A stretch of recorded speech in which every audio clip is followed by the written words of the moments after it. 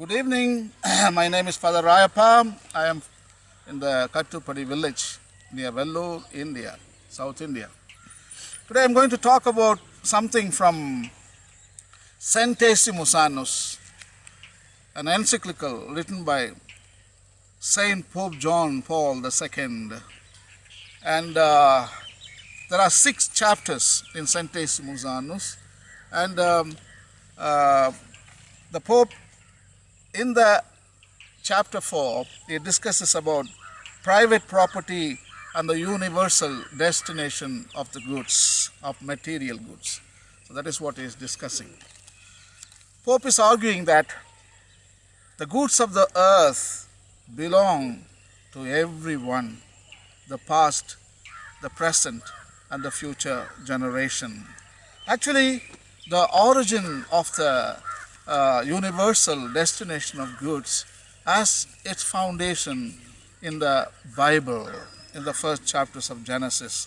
And God created everything and He saw it was good. And He gave to human beings and commanded, till it and keep it. So He has given the goods of the earth and He found everything was good. Every creature has its own rights, at the same time duties, and every creature has its own place. This planet is big enough, isn't it? Big enough for everyone. And why should we constrain? Why should we say, this is mine, this is my land, you shouldn't come, this is my country, and you need to get a visa? This is all human regulations, it's a human legislation. But God, there is no frontier, only one planet, and you can inhabit wherever you want to. If you want to go to America, who is America to tell you you need to get a visa? I mean, the Creator has given you the whole earth, and you can go and live wherever you want to. If Americans want to come to India, who is India to give you visa? That is stupidity. You can go anywhere. These borders humans created. I don't think God likes this. All these countries, there are 200 divisions. They are called 200 schisms, 200 curses. That is what we call countries. And look at the nature. Birds fly wherever they want to.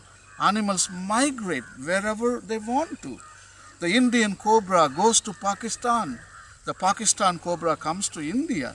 The Indian mouse goes to Bhutan. Bhutan mouse comes here. American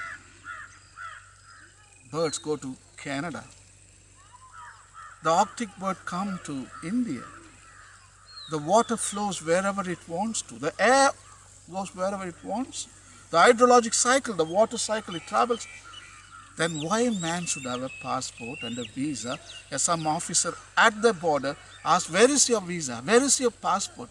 Do you ask the same question to birds, snakes, insects, water, air?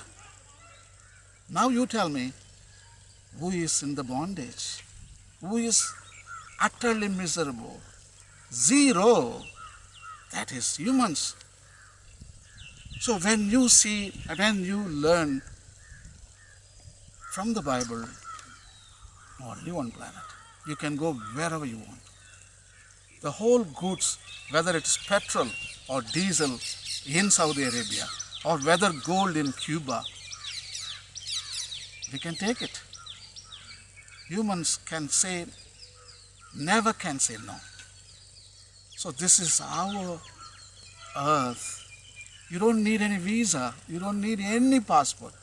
If you want to go to Mars or Jupiter or Saturn, probably you might need visa and passport. But why on planet Earth? We are one human race, only one land. Only 25% of the land God gave you, isn't it? But that 25% of the land is divided into 200 countries. 75% water is there. Thank God we live on the land. If you lived on the water, there could have been 1,000 countries. Thank God. I think man has to come to unity. and we are all one country, one currency, one race, one language. Wow, this is beautiful. This is beautiful. So Pope is talking about the universal destination of material goods. He is arguing in Centesimus Annus that private property always has a social purpose. The private property should benefit others, neighbors, and also creation, to insects and animals. If it doesn't benefit to others, there is no way you can own private property. You are not entitled to that. So Pope is arguing very clearly in Centesimus Annus. I'm going to read you 31, paragraph 31, article 31 from Centesimus Annus. Pope Saint John Paul II writes as follows in Centesimus Annus, article number 31. Rereading this teaching on the right to property and the common destination of material wealth as it applies to the present time, the question can be raised concerning the origin of the material goods which sustain human life, satisfy people's needs, and are an object of their right. The original source of all that is good is the very act of God, who created both the earth and man, and who gave the earth to man so that he might have dominion over it by his work and enjoy its fruits. Genesis 1:28.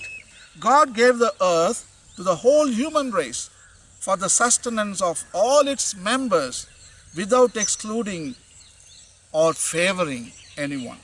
This is the foundation of the universal destination of the earth's goods.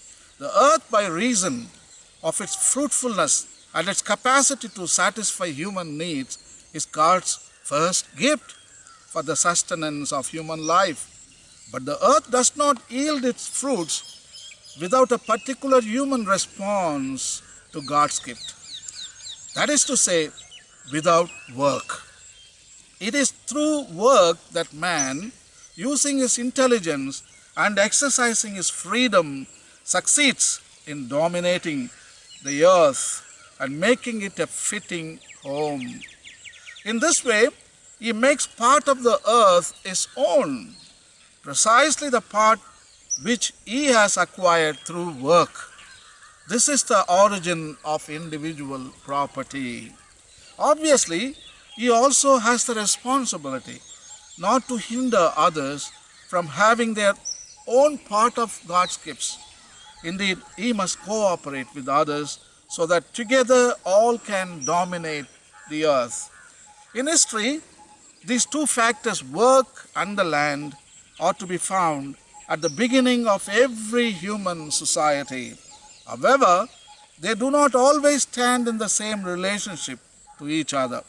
At one time, the natural fruitfulness of the earth appeared to be and was in fact the primary factor of wealth, while work was, as it were, the help and support for this fruitfulness.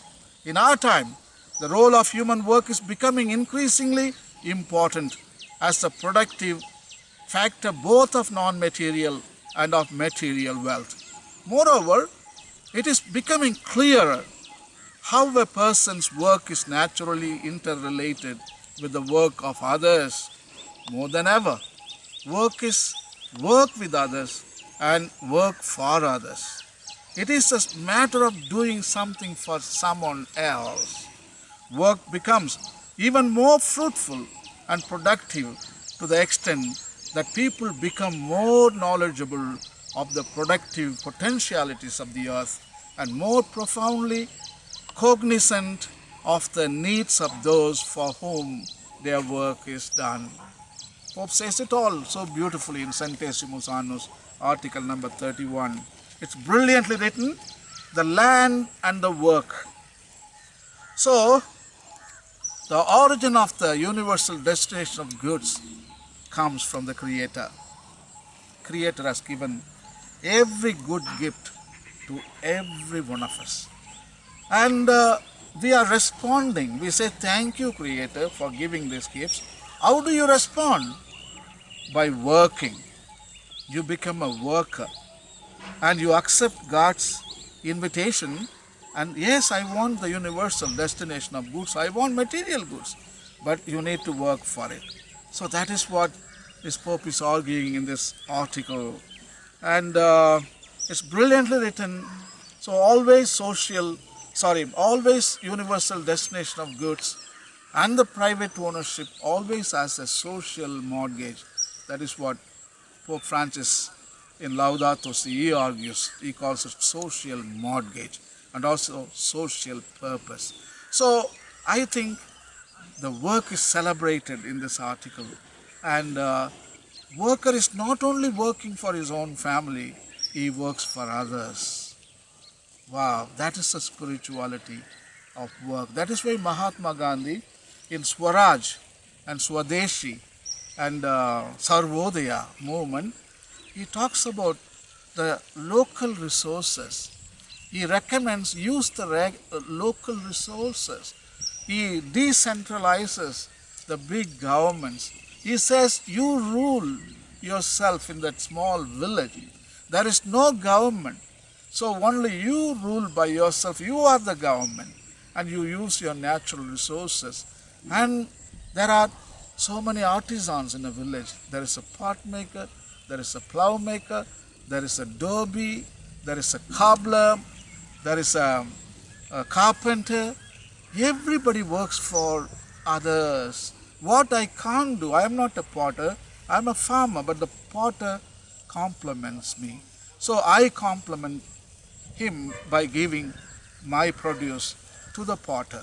So that is how the Swaraj and Swadeshi, Sarvodaya concepts were developed. I think Pope Saint John Paul II pretty much talks about Gandhian concept of Swaraj, Swadeshi and Sarvodaya. What is Sarvodaya? Upliftment of all. Upliftment of all. That is Sarvodaya.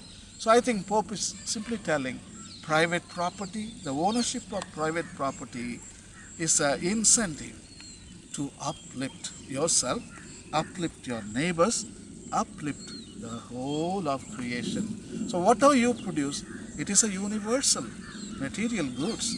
They are destined not only to your family, to your neighbors, to your villages and to your big market in the city, at last to whole of creation, to insects and animals and plants.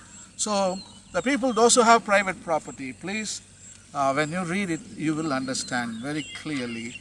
And whatever you have got right to own, but at the same time, you got duty to dispense, to help others from your material goods. So Centesimus Annus, brilliantly written by Saint Pope John Paul II. Article number 31. Please read it, and happy reading, and thank you, and God bless.